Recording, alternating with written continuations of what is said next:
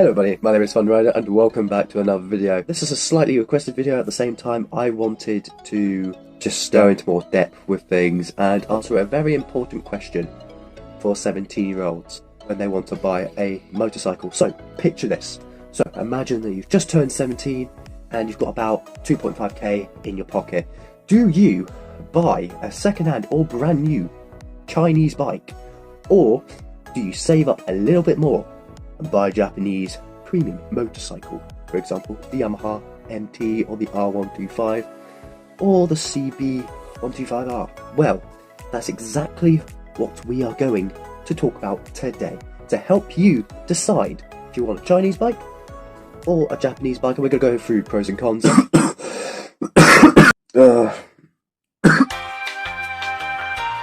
I am doing this while I'm still unwell, so like this video, subscribe for my troubles. We are going to start with the Chinese motorcycles, of course.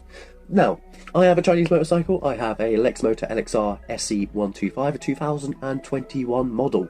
It's the Euro 5 as well, and I've had it since March, around there. So quite a few months now, and I've done well over 11,000 miles. If you want to, you can see the Lexmoto starting up. My last video, I'll link it up in the description as well for you if you do want to see that. Now, Lexmotos, they can be temperamental sometimes, but only on the cheap ones. And now that's the reason why some people do get a bit iffy with Chinese motorcycles, because if they go cheap, everything is done to a really tight budget in the factory. So they miss parts, they put really cheap ones, they skip a few tricks to cut down on the cost. And that's the reason why reliability and quality is not all the best. Let's just say that. Like, for example, if we go for, like, this is one of my previous examples from the previous video as well, the ZSB Lexmoto, let's take that for example. That's on for brand new for 1,800 on the road. Now, that is a pretty good deal. Don't get me wrong, brand new motorcycle for that price, wow. But you gotta look at it this way. Build quality, reliability are not going to be the best. You have a higher chance, higher percentage of that bike going wrong than if you had a way more expensive Chinese 125 or a Japanese motorcycle. Now, if we go on to the second-hand Chinese motorcycles, there are some risks of that as well. Same with the Japanese 125s. You can get some people that don't really take care of the engines. They don't really do its proper like maintenances like all the time. They forget and stuff like that. They don't really care as much as some people do, or they don't have the knowledge. So there's probably more things to go wrong, or they just forget in general, like my mate has when he had the Yamaha Mt before I bought it. Now let's go to the Lexmoto, since I know all about that because I do own one. Now, Lexmoto LXR SE is more one of the premium Chinese motorcycles that you can get, especially on Lexmoto, on sale for about £3,000, which is about the same price as a barely ridden second-hand Kawasaki Z125. The quality build is more up to par. It's better quality. It's not chocolate box plastic like they use on the cheaper motorcycles. It's properly like good quality plastic like they do use on the Japanese motorcycles. The quality is pretty much up to standard with the Japanese motorcycles as well. I haven't had anything wrong in person. If we go on to the engine specs, like max power is 9.3 kilowatts. It's about 12.5 horsepower to 13 horsepower around there. So it's not the most powerful 125 that you can get on a CBT license. The max on a CBT license is 15 horsepower.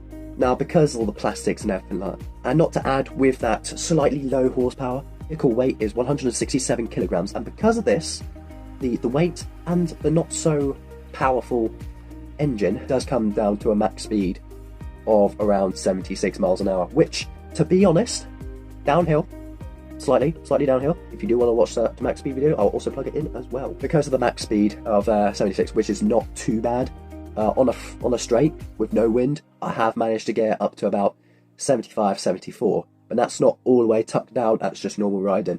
It's not really as fast as the premium motorcycles like the Yamaha Mt, which you can get about 85, something like that. And on the R125, because of the aerodynamics, you can get probably about 90 miles an hour with a good sprocket. Now, fuel capacity is not that great, it has to be said, on a Lexmoto. It's not the best, it's not what they say it is. Now let's talk about some realistic cons that a lot of people talk about. The failure rating on a Chinese motorcycle is going to be a bit higher because the factory standards, when they make these things, are not as strict. They don't always test their products, sometimes they don't test them, and they do like skip a few steps regardless of the price. Where it comes to a cheaper Chinese bike, they do skip a lot of those steps. Now this is a massive problem that I've picked up, and they don't really say this about these Chinese bikes when they do reviews, and that comes down to when your bike does break down and you need parts, for example, or you need to replace something that's broken if you've fallen off. Most places they have, you know, their little parts and stuff like that. You go onto eBay, for example, Honda or Yamaha, and you just put out the name of the motorcycle, the model of the motorcycle, maybe the year if it's a bit different, and then the part that you need, and there's buckets full of different options. With a Chinese motorcycle, especially a Lexmoto LXR, there are not a lot of those options. Now you do have CMPO, which is Chinese motorcycle parts, but they are bloody useless. They always run out of things in stock. They always run out, so that's a bad thing that I'll note down.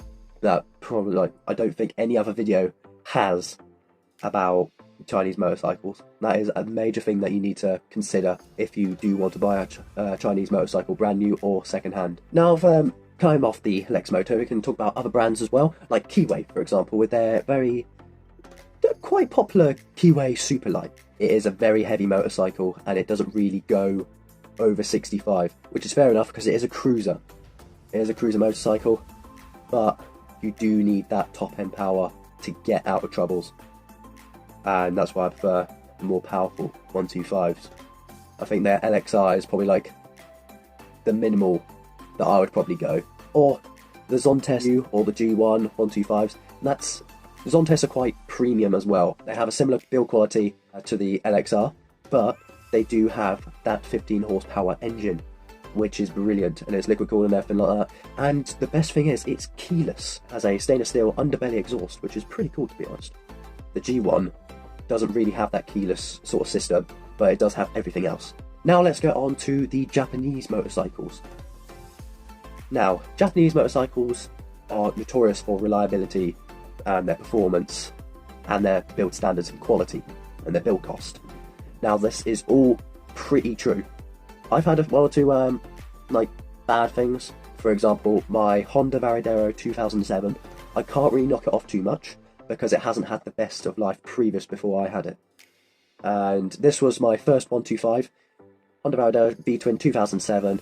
It had a few problems when I bought it, and because it was like a month before I was 17, I thought, yeah, okay, we'll just fix it, and then by the time I was 17, insure it, perfect, go. Unfortunately, that did happen, but it wasn't exactly the case. There was a few problems along the way, there was things going, there were things that gone while I was riding, and there were just constant problems and issues. Like if you've been on TikTok, you might have heard of the bike called Emerald. It was pretty much an adventure version of Emerald. Everything went wrong, and I did make a video on that as well. No shit. Check out the lights. One's off, one's on.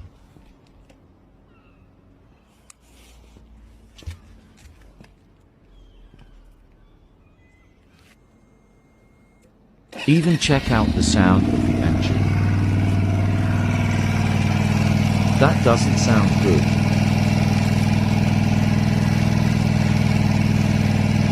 So reliability is mostly correct, but it's because I bought a lemon, basically.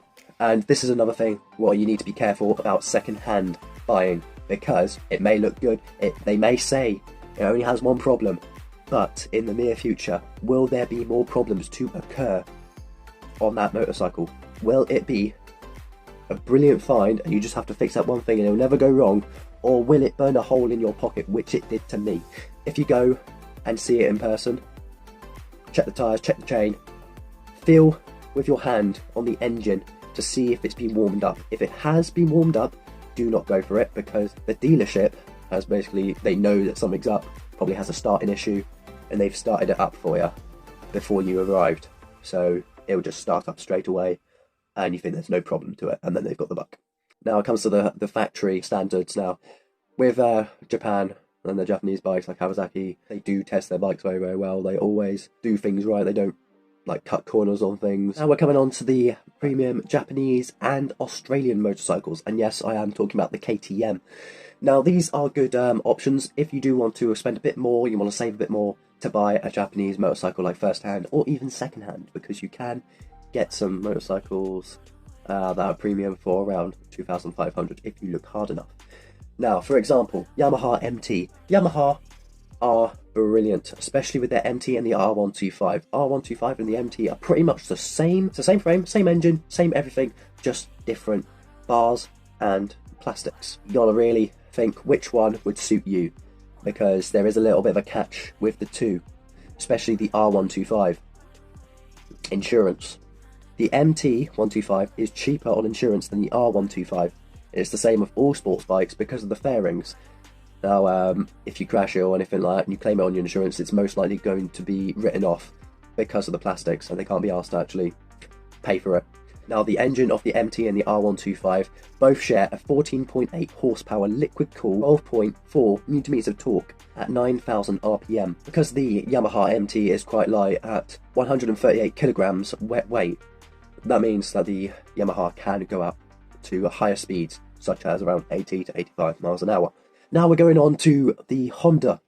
Now we're going to go for the CBR 125R. Now you can't really get this brand new because they have discontinued it, sadly. Same with the Baradero. You can easily get one for £2,500. Now the CBR 125R carries a 4-stroke 13.6 horsepower engine, liquid cooled.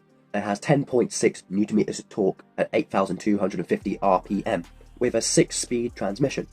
Which, comes to think of it, you see all these videos on social media and everything like that with people with 125 CBRs and stuff like that, and they're literally going around like 80 miles an hour, sometimes quicker. You wonder, has it really got 13.6 horsepower, or has it actually got more?